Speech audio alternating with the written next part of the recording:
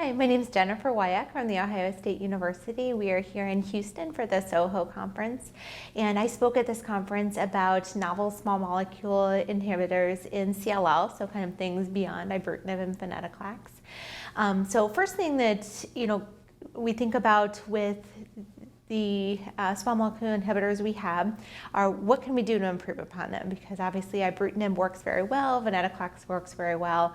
However, there are still people who either progress on those drugs or who develop intolerance to them, thus both of those things limiting the duration of therapy. So there are a number of molecules in development that I think have the potential to really continue to improve the lives of our patients with CLL. In the BTK inhibitor space, we have a few new covalent BTK inhibitors, so drugs that are kind of similar to ibrutinib, as well as some reversible or non-covalent BTK inhibitors. So the covalent BTK inhibitors in development are acalabrutinib and zanubrutinib. Acalabrutinib already approved for mantle cell lymphoma and breakthrough designation for CLL. It is quite a bit more selective for BTK than ibrutinib is, which contributes to its probably more favorable safety profile. So a lot of the toxicities that we see with ibrutinib, specifically some of the more concerning things like atrial fibrillation, happen at a much lower frequency with acalabrutinib. Zanubrutinib is similar to that as well.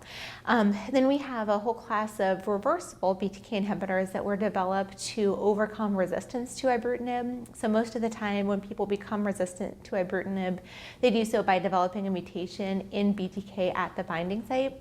So these newer drugs are designed to inhibit BTK at sites distinct from that irreversible binding site. The ones that we have clinical data on so far are ARQ-531 and vecabrutinib, both of which are looking very promising. They're a little different in terms of selectivity, with ARQ-531 being a relatively non-specific molecule, which could be good or bad. Has a potential for more toxicity if it is less selective, but also it hits a lot of kinases that are very important in the biology of CLL as well as other hematologic malignancies, so has the potential for more efficacy from that standpoint. Vecabrutinib inhibits both BTK and ITK, both of which, like I said, are in phase 1 trials right now. There's a little bit more data with ARQ-531 in terms of some responses at EHA this year at what's likely to be the maximum dose of 65 milligrams a day. 4 out of 6 patients who had C41S BTK mutations responded, which is really encouraging. Then there's 2 other ones, LOXO-305, which is a really specific molecule, and CG-806 that are a little bit earlier on in development.